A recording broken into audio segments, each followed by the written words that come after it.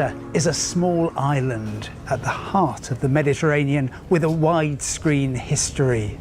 Every wave of civilization has left its mark, making Malta a mosaic of cultures and a perfect place to discover in 48 hours.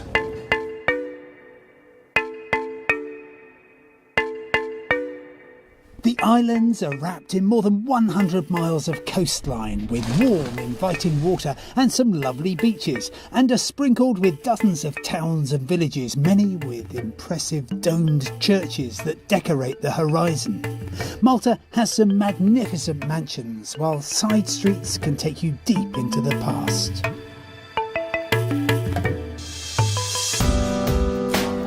Just 3 hours flying time from Britain lands you at Lucca International Airport, which is in the south of Malta and very handy for everywhere.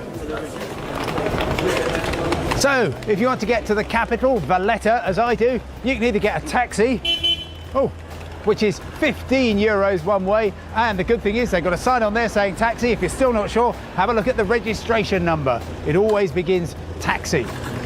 If you're on a budget, you might prefer the bus. There's a clue, the registration begins bus, and also it looks like a bus. To travel to the capital Valletta costs €2.20, or you can travel everywhere you want to all day long for just €2.60.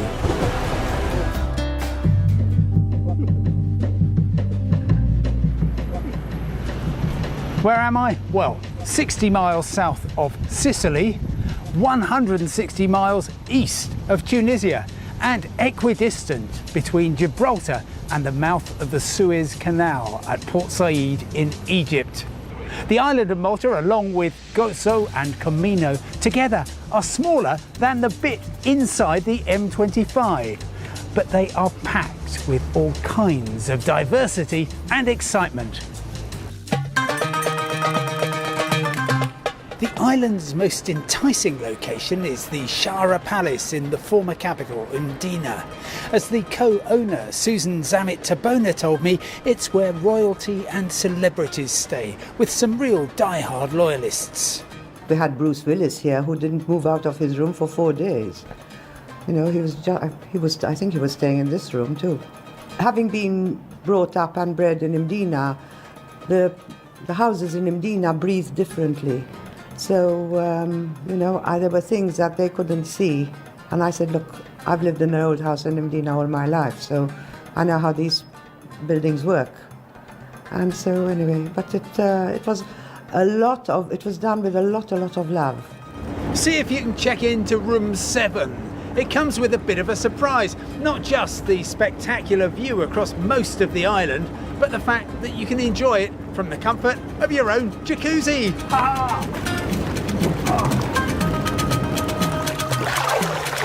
Alternatively, splash out on the Hotel Grand Excelsior. 5 well-earned stars and very close to the centre of the capital, Valletta.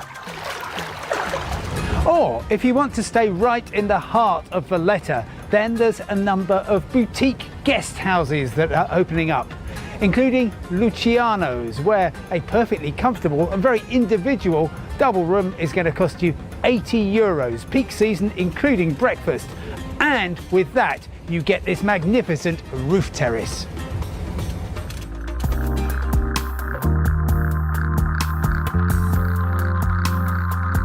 Now, I've been lucky enough to take a hike in some great cities around the world, but nowhere is the process simpler than here in Valletta. Trust me, I've checked. I'm at the start of St George's Street, later Kingsway, now Republic Street. It's exactly 1 kilometre long. You could walk it in 10 minutes, but there's loads to see along the way. What I love about Valletta is that it's a distillation of commerce and culture with endearing evidence of the British connection. The UK took control 2 centuries ago until Malta gained independence in 1964, and the city is full of grand Baroque flourishes. When Maltese tour guides bring Italian groups to St John's Co-Cathedral, they tell them, prepare yourself for the most beautiful, sumptuous church you've ever seen. And of course the Italians don't believe them. They've got so many lovely churches of their own. But just come and see what you think.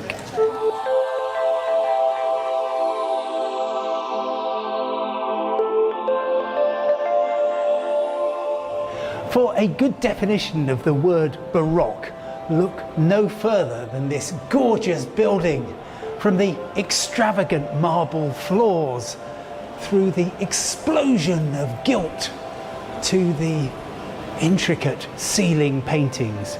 It is a wonder of the human spirit.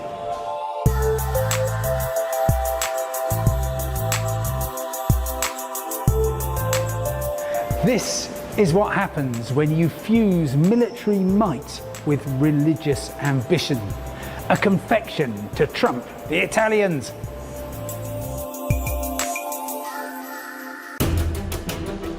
You'll rarely walk alone in the Maltese capital. What brings the crowds to Valletta is the sense of theatre in the street life and the architecture created by the Knights of St. John. This Christian military order began by caring for pilgrims to Jerusalem and took part in the Crusades. But in the 16th century, the Knights settled in Malta and began to transform the island with magnificent structures such as the Grand Master's Palace. For centuries, this was the power base for the entire Mediterranean, the palace of the Grand Master of the Order of St. John.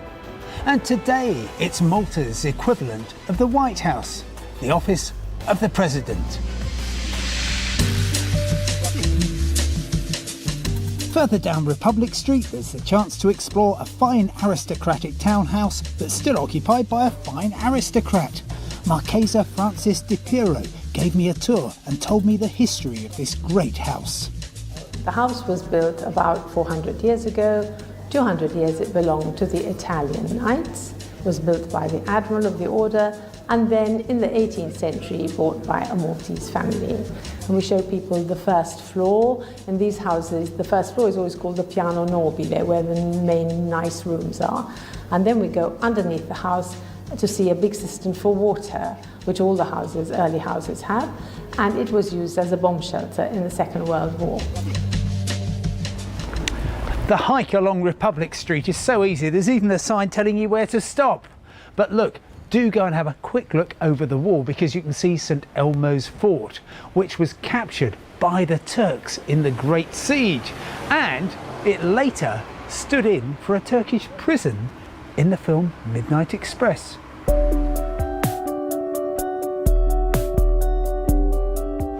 For lunch, you can't do better than come to the Caffè Cordina right in the heart of Valletta and order a pasticci. These are the scrumptious Maltese pastries, often eaten for breakfast, but you can have one for lunch. Go on. The Caffè Cordina is busy 7 days a week, and its elegant interior has become something of a tourist attraction in its own right, with paintings on the ceiling depicting episodes in Malta's turbulent history. For my lunch on the run, I've actually moved out to the terrace because, of course, Malta is very much an outdoor culture because of the very benign climate. And I've got my pasticci. There is a pea pastitz, there's a cheese pastitz. To wash it down, the local soft drink, Kinney. Acquired taste. And neither of these is pastitz sell by date because they're all baked on the premises. Valletta is set to be European Capital of Culture in 2018 on account of its heritage and creativity. But before then, you can immerse yourself in the amazing antiquity of the Maltese Islands. Today, Valletta is full of cultural treasures, but it didn't even exist in 1565, which was when the Ottoman Great Siege was finally defeated. The very next year, the Order of St. John decided to build a new home city on this very spot, and they named it in honour of the Grand Master at the time, Jean de Valette. Do you like what he's got round his neck, by the way? Found it in a rough guide. The Auberge de Provence, built in 1575 to house the Knights of St. John from southern France. Today, it's the home of the National Museum of Archaeology, which goes pretty much as far back as you possibly can in the span of human history. The museum is small and elegant, as are many of its exhibits. It contains some of the very earliest three-dimensional representations of the human figure, such as the Sleeping Lady. 5,000 years old and still in pretty good shape. No, not me. The Venus of Malta, this beautiful clay statuette that has been around since 3000 BC. From the waterfront in Valletta, you can get a water taxi, actually more like a water bus, across to Vittoriosa. However, you can also pay €3 or €4 for a ride in a Daisa, which is this beautiful kind of Maltese gondola. And that's what I'm going to try. Hello. Thank you. Oh, lovely. Ah.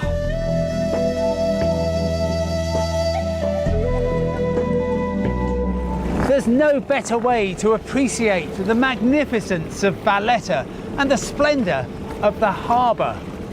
There's also no better way to get across to Vittoriosa for a drink at one of the loveliest bars on the whole island.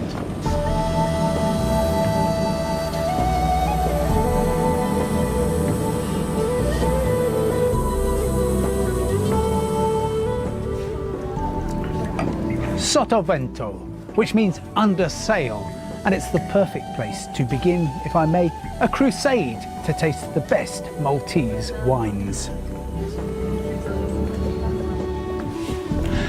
And then, to sharpen your appetite still further, wander through the atmospheric back streets of Vittoriosa.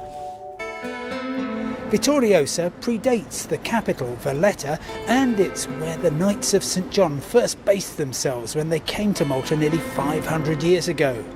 The narrow lanes and sense of calm take you back through the centuries. This is one of my favourite corners of the island. Malta's spectacular shoreline provides plenty of opportunities for waterside drinking and dining, but the most elegant restaurants crowd around St Julian's Bay. This chic and cheerful location, together with an atmosphere of friendly rivalry between chefs, means you can eat splendidly on fresh seafood, prepared with flair, imagination and stardust. This dish is going on my A-list. Talking of which, Malta has always had a role as an outpost of Hollywood, and Peppino's has always had a role as the place that the stars come to dine. Madonna, Brad Pitt, Daniel Craig and most recently Tom Hanks have all eaten here. But for a sad piece of movie history, why not join me for a nightcap back in Valletta? This is the pub. No, it's the pub. That's its name, the pub. And it's the pub where Oliver Reed came to on the 2nd of May 1999. He was in town filming Ridley Scott's Gladiator, and he decided to have a half of shandy. Very sadly, in this very seat, he passed away. So come in here and drink to the health of the Hellraiser, who is now in heaven. Heavens! For my second day in Malta, I'm venturing beyond the present capital, Valletta, and starting in the former capital, Mdina. It's known as the Silent City, but not today, because I'm outside the Cathedral of Peter and Paul, and there's a wedding taking place. Hooray!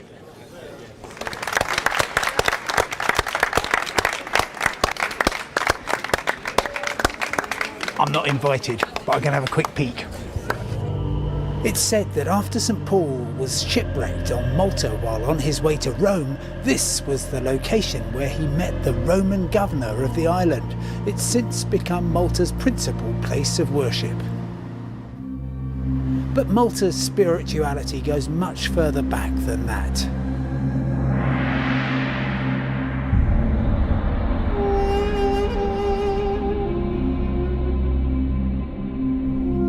Before Stonehenge, before the pyramids, the temple at Mnajdra was created by the Neolithic people on the south coast of Malta, and it is still resonant with the echoes of the past.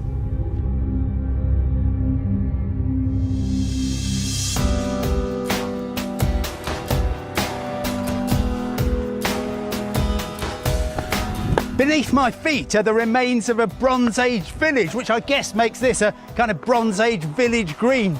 Now, Malta is one of the most densely populated nations in Europe.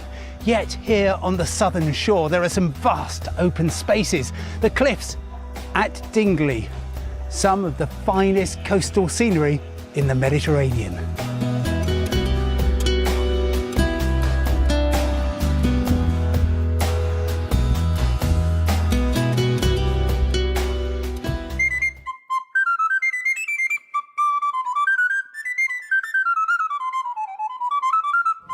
If you prefer a walk in a theme park, well, look at this Popeye Village. In 1970, the film director Robert Altman was looking for somewhere to film Popeye, starring, of course, Robin Williams. He happened upon Anchor Bay. They built the set. They simply didn't bother to take it down again. Ahoy!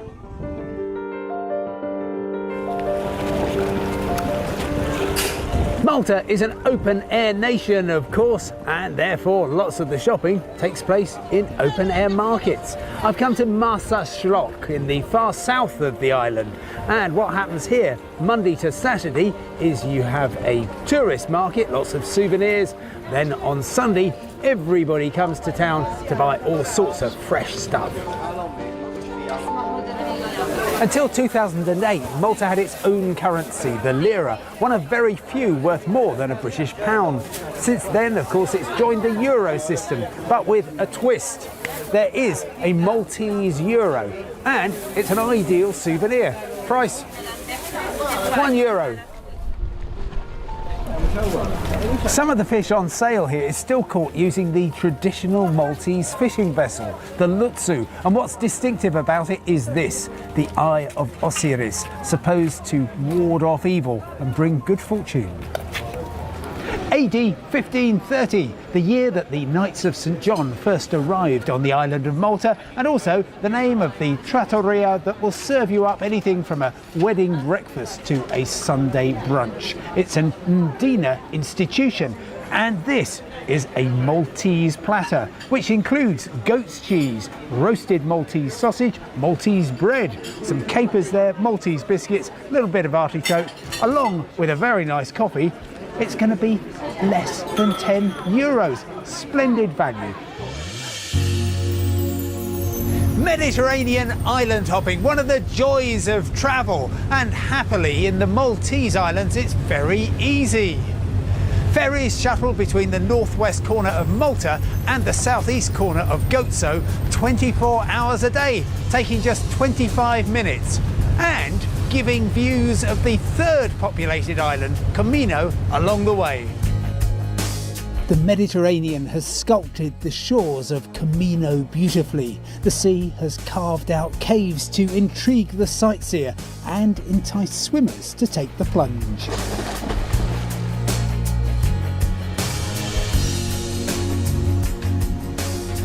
There's two reasons to come up here to the Shara Plateau. The first is the beautiful views that you get across the island of Gozo. The second, though, is perhaps rather more important, a World Heritage Site, the oldest freestanding monumental building on the planet.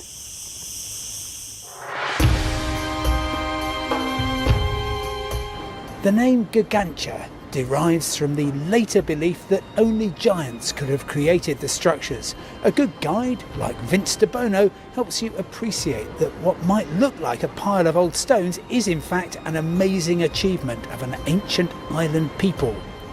This is the oldest Neolithic monumental temple ever built, which survives to this very day. It was great not just because of the effort needed to move all those giant stones and put them into place, but because society, which until then didn't have anything of this sort, someone came with the inspiration and the motivation for the rest of the clan in order to do all this. Gozo's history isn't just rich, it's also deep, delving further back into the past than anywhere else in Europe. The island's capital, Victoria, is a modest but alluring city full of lanes in which to get cheerfully lost, and it's dominated by a citadel whose honey-coloured stones soften its military might. Today, like the rest of Gozo, Victoria provides a welcome, serene escape. Sometimes here in the middle of the Mediterranean you feel as though you're on the edge of the world. But then you go a little further, turn a corner, make a new discovery, meet some more friendly, hospitable people. The Maltese Islands are gentle and generous and well worth 48 hours of anybody's time.